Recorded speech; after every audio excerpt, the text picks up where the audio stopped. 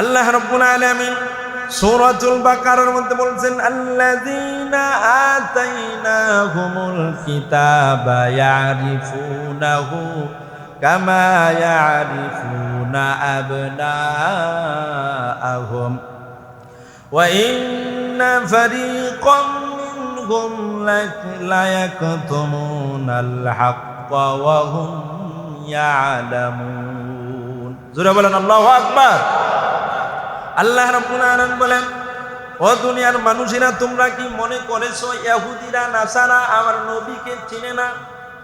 আল্লাহ রাব্বুল আলামিন বলেন, না না না, কঠিন কালেও নয়। আমার নবীর সিরত কি হবে, আমার নবীর চেহারাটা কেমন হবে, সব কিছুই আমি তাদের কিতাবের মধ্যে বর্ণনা করে দিয়েছিলাম। তারা এমনভাবে, ইহুদিরা এমনভাবে আমার নবীকে চিনত, বলে যে সন্তানকে একজন মা যেভাবে চিনে, একজন পিতা তার সন্তানকে যেভাবে চিনে, ঠিক তেমনি ভাবে আমার নবীকে তারা চিনত। আপনারা বলুন তো দেখি, একজন পিতার কাছে তার সন্তানকে চিনতে কষ্ট হয় নাকি? জোরে আওয়াজ দেন না কেন? কষ্ট হয় নাকি? কষ্ট হয় না? একজন মার কাছে তার সন্তানকে চিনতে কষ্ট হয় না? আল্লাহ রাব্বুল আলামিন ঠিক তেমনি বলেন, কামা ইয়ারিফুনা আবনাআহুম। আল্লাহর নবী বলেন যে, আল্লাহ তাআলা বলেন আমার নবীকে তারা এরকম এমন ভাবে চিনত যেমনি ভাবে নাকি তারা তার সন্তানদেরকে চিনত। জোরে বলেন আল্লাহু আকবার। আমাদের প্রভু এক, এক নবীর উম্মত, জীবন বিধান এক, ঐশী বাণী কুরআন। আমাদের প্রভু এক, এক নবীর উম্মত, জীবন বিধান এক, ঐশী বাণী কুরআন। তবে কেন এখনো হে মুসলমান, এক হও করিয়া আহ্বান।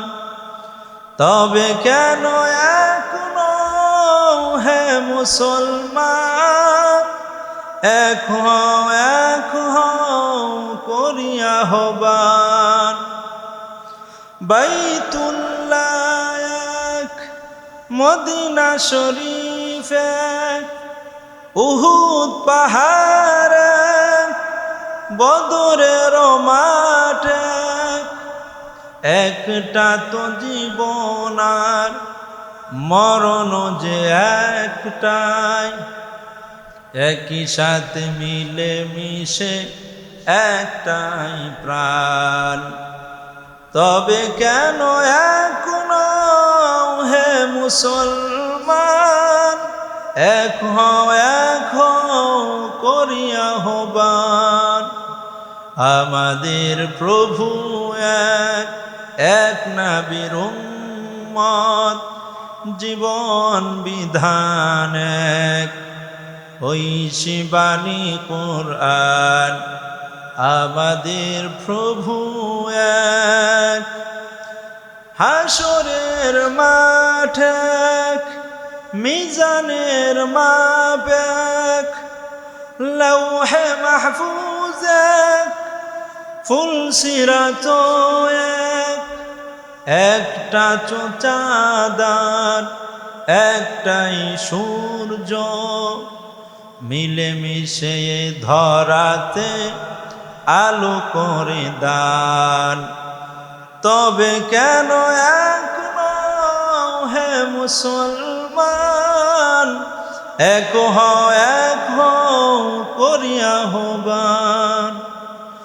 আমাদের প্রভু এক, এক নবীর উম্মত, জীবন বিধান এক, ঐশী বাণী কুরআন। আমাদের প্রভু এক, এক নবীর উম্মত, জীবন বিধান এক, ঐশী বাণী কুরআন। আলহামদুলিল্লাহ। আল্লাহ সুবহানাহু ওয়া তাআলার দরবারে কুকরি শুকরিয়া যে মহান আল্লাহ সুবহানাহু ওয়া তাআলা আমাদেরকে জুমার নামাজ আদায় করার জন্য আল্লাহ পাকের ঘরে আসার বসার তৌফিক দান করেছেন, বলেন আমিন। সম্মানিত উপস্থিতি, আমি আপনাদের সম্মুখে পবিত্র কোরআনুল কারীমের অন্যতম একটি সূরা সূরাতু আলে ইমরানের 185 নম্বর আয়াতে কারিমা তেলাওয়াত করেছি। রাসূলের অসংখ্য অগণিত হাদিস থেকে একটা হাদিসের অংশ পাঠ করেছি। সূরাতু আলে ইমরানের 85 নম্বর আয়াতে কারিমা তেলাওয়াত করেছি। রাসূলের অসংখ্য অগণিত অজস্র বাণী থেকে একটা বাণী আপনাদের সম্মুখে পাঠ করেছি।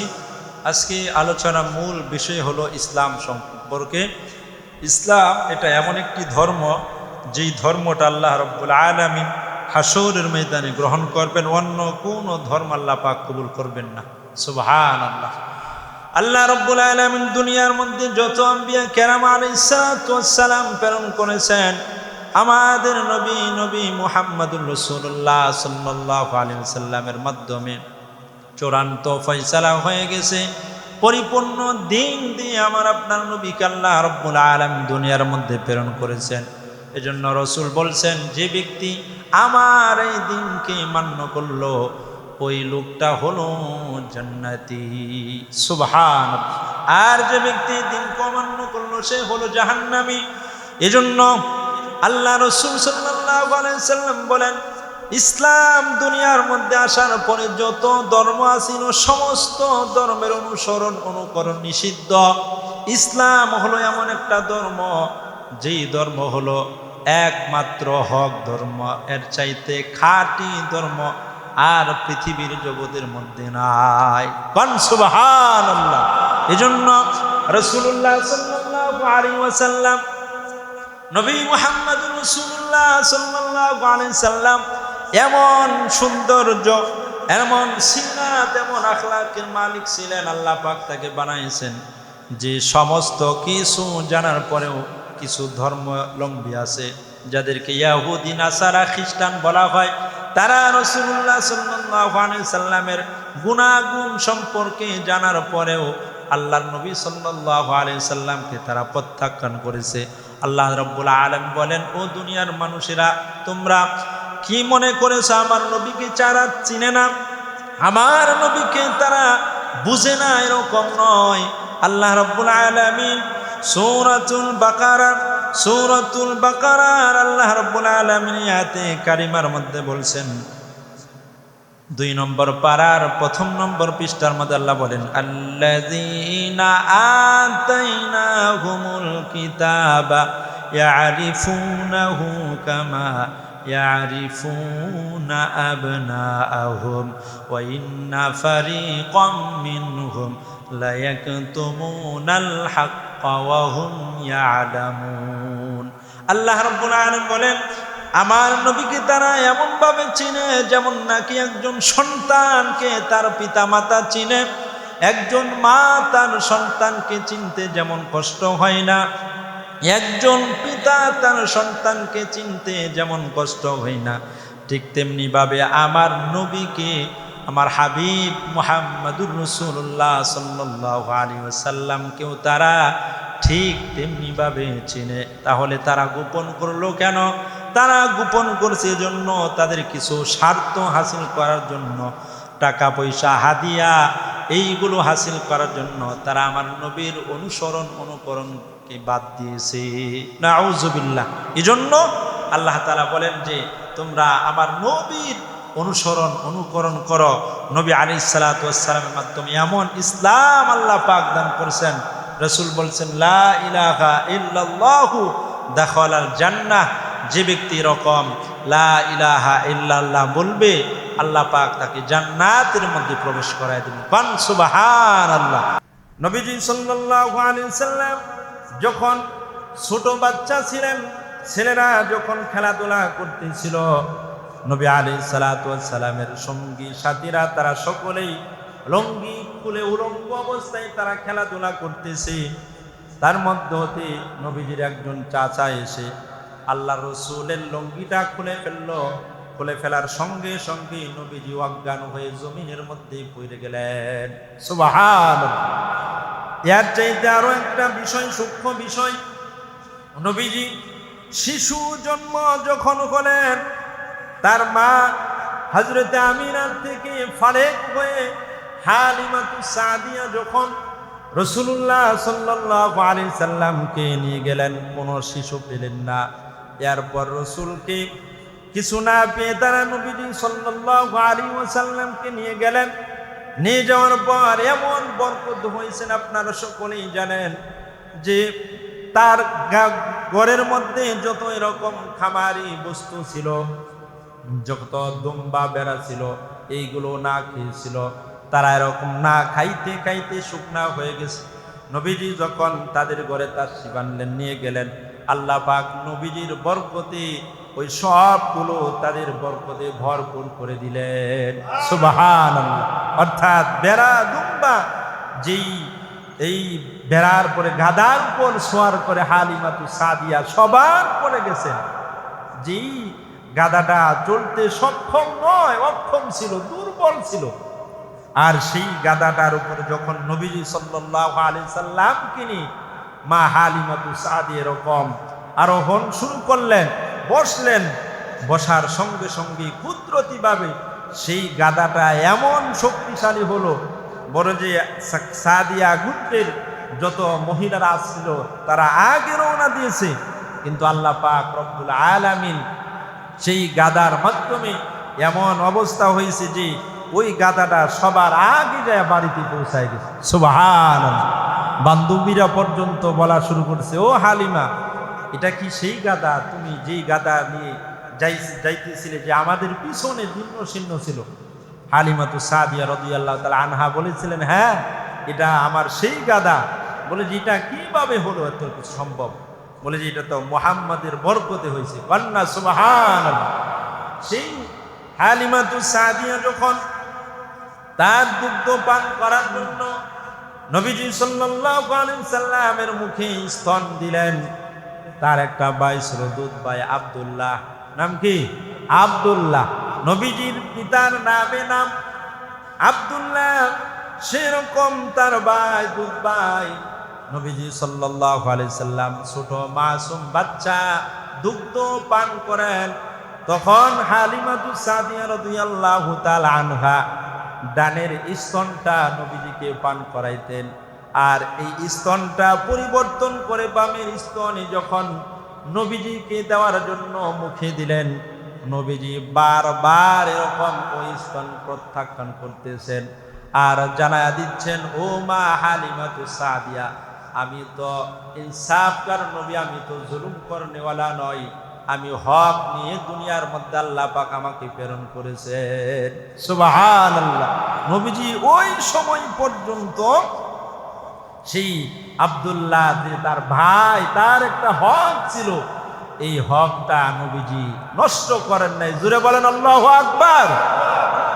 এই নবীজি সাল্লাল্লাহু আলাইহি সাল্লাম দুনিয়ার মধ্যে আগমন করার পর ইহুদিদের যত, খ্রিস্টানদের যত কিতাব রয়েছে, সমস্ত কিতাবের মধ্যে নবীজির আখলাক, নবীজির চরিত্র, নবীজির চুলের ধরন কেমন হবে, নবীজি কেমনে হাঁটবেন, নবীজি কেমনে ঘুমাবেন, নবীজি কেমনে প্রস্রাব করবেন, টয়লেটে যাবেন, নবীজি কথা বলার সময় মানুষের সাথে মুস্কি হাসি দিয়ে কথা বলবেন, এই সমস্ত সিরত গুণগুলো ইহুদিদের, নাসারাদের প্রত্যেকটা কিতাবের মধ্যে আল্লাহ পাক সুস্পষ্টভাবে বর্ণনা করে দিয়েছিলেন। সুবহানাল্লাহ। এরপরেও আল্লাহ রাব্বুল আলামিন সূরাতুল বাকারার মধ্যে বলছেন, আল্লাযীনা আতাইনাহুমুল কিতাবা ইয়ারিফুনাহু কামা ইয়ারিফুনা আবনাআহুম ওয়া ইন্না ফারীকাম মিনহুম লায়াকতুমুনাল হাক্কা ওয়া হুম ইয়ালামুন। জোরে বলেন আল্লাহু আকবার। আল্লাহ রাব্বুল আলামিন বলেন, ও দুনিয়ার মানুষেরা, তোমরা কি মনে করেছো ইহুদিরা, নাসারা আমার নবীকে চিনে না? আল্লাহ রাব্বুল আলামিন বলেন, না না না, কোশ্চিন কালেও নয়। আমার নবীর সিরত কি হবে, আমার নবীর চেহারাটা কেমন হবে, সব কিছুই আমি তাদের কিতাবের মধ্যে বর্ণনা করে দিয়েছিলাম। তারা এমনভাবে ইহুদিরা এমনভাবে আমার নবীকে চিনতো, বলে যে সন্তানকে একজন মা যেভাবে চিনে, একজন পিতা তার সন্তানকে যেভাবে চিনে, ঠিক তেমনি ভাবে আমার নবীকে তারা চিনতো। আপনারা বলুন তো দেখি, একজন পিতার কাছে তার সন্তানকে চিনতে কষ্ট হয় নাকি? জোরে আওয়াজ দেন না কেন? কষ্ট হয় নাকি? কষ্ট হয় না? একজন মার কাছে তার সন্তানকে চিনতে কষ্ট হয় না? আল্লাহ রাব্বুল আলামিন ঠিক তেমনি বলেন, কামা ইয়ারিফুনা আবনাআহুম। আল্লাহর নবী বলেন যে আল্লাহ তাআলা বলেন আমার নবীকে তারা এরকম এমন ভাবে চিনতো যেমনি ভাবে নাকি তারা তার সন্তানদেরকে চিনতো। জোরে বলেন আল্লাহু আকবার। যে এই এত চিনার পরেও তারা এরকম প্রত্যাখ্যান করেছে। মাআরিজুন নবুওয়াহ একটা কিতাব রয়েছে, আরবি কিতাব। এই কিতাবের মধ্যে এমনভাবে নবীজি সাল্লাল্লাহু আলাইহি ওয়াসাল্লামের পরিচয় তুলে ধরা হয়েছে, আপনাদের সম্মুখে একটু সংক্ষিপ্ত আকারে যদি বলি স্পষ্ট হয়ে যাবে বিষয়টা। যে নবীজি সাল্লাল্লাহু আলাইহি সাল্লামের সিরত, আখলাক, চরিত্র, অবয়ব গঠন যা কিছু আছে সব কিছু এমনভাবে তাদের নিকট পরিচিত ছিল। ওই মাআরিজুন নবুওয়াহ এই কিতাবের মধ্যে বলে যে নবীজির সমস্ত জীবনী, আখলাক, চরিত্র তুইলা ধরছেন।